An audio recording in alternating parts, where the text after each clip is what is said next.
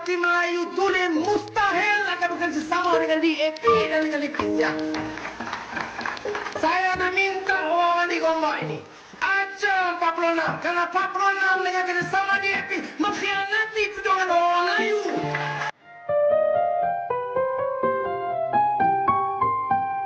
Ajar 46 karena 46 dengan kerjasama DAP mengkhianati perjuangan orang Melayu.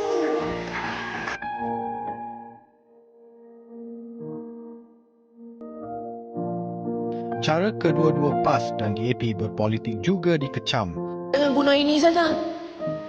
DAP PAS dia guna ini, kurang guna ini.